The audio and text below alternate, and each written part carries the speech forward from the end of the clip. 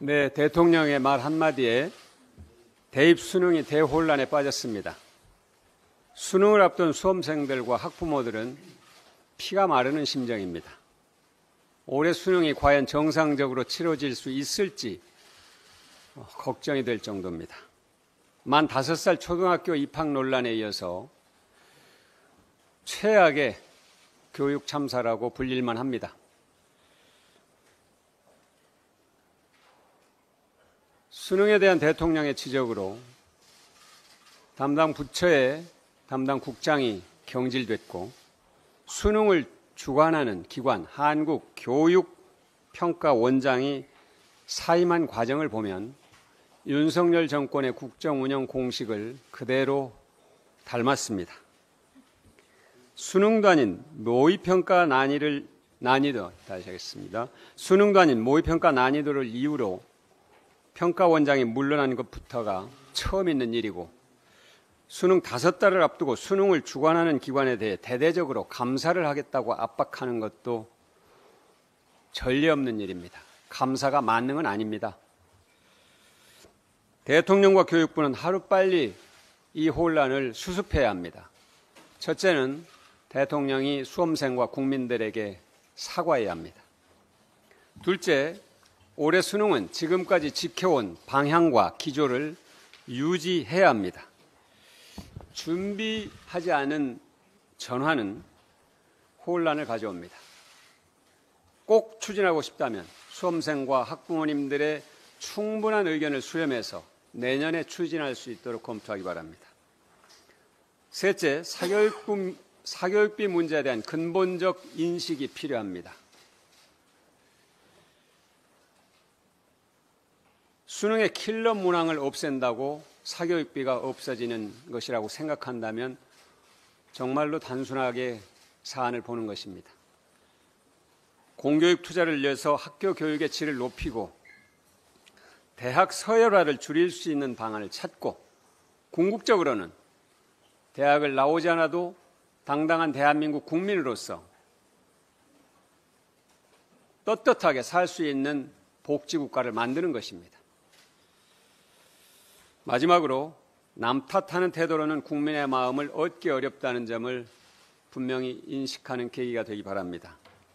수능 사태는 교육부 탓, 69시간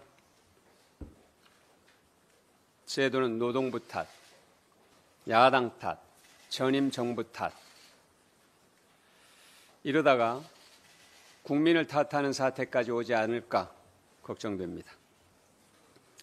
민주당은 국회 교육위원회 긴급 현안 질의를 추진하겠습니다. 수능 대혼란 사태를 철저하게 따지고 수능이 안정적으로 치러질 수 있도록 그리고 수험생과 학부모들을 안심시킬 수 있도록 대책을 마련하겠습니다.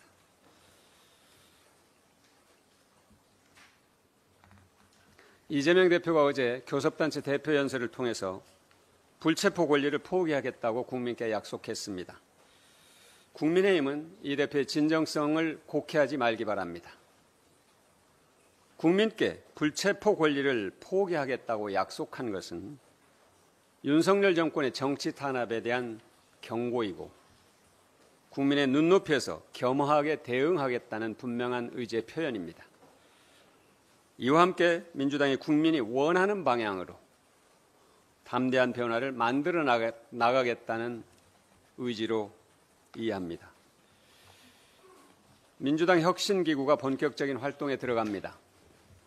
민주당이 김대중, 노무현, 문재인 세 분의 대통령을 배출하고 국민들의 호응을 얻을 수 있도록 국정을 운영해온 바탕은 소중한 당원과 함께 국민중심 정당의 길을 걸었기 때문입니다. 국민정당이 되는 첫 번째 바탕은 태도입니다. 높은 도덕성을 갖춘 깨끗한 정당, 국민과 민주주의 앞에 한없이 겸손한 정당, 어떤 문제가 생겼을 때 그 문제를 회피하지 않고 자기 개혁의 계기로 삼는 무한책임 정당이 되도록 노력하겠습니다. 국민정당의 두 번째 바탕은 정책과 비전입니다. 가치 쇄신, 정책 쇄신, 비전 쇄신도 중요합니다. 사람 중심 가치의 민주당, 서민과 중산층, 그리고 자랑스러운 민주 시민을 대변하는 민주당의 모습을 되찾는 것이 국민이 원하는 방향입니다. 민주당은 외환위기를 극복하고 벤처 경제를 일으키고 한반도 평화를 정착시키기 위해 끝없이 노력해온 정당입니다. 민주당이 기술 혁신과 혁신 성장을 주도하고 동시에 불평등 해소와 사회 통합 그리고 남북 화해 비전을 제시해 나가겠습니다. 그러한 확장적 통합을 통해서 더 넓고 더 깊게 국민 속으로 들어가겠습니다.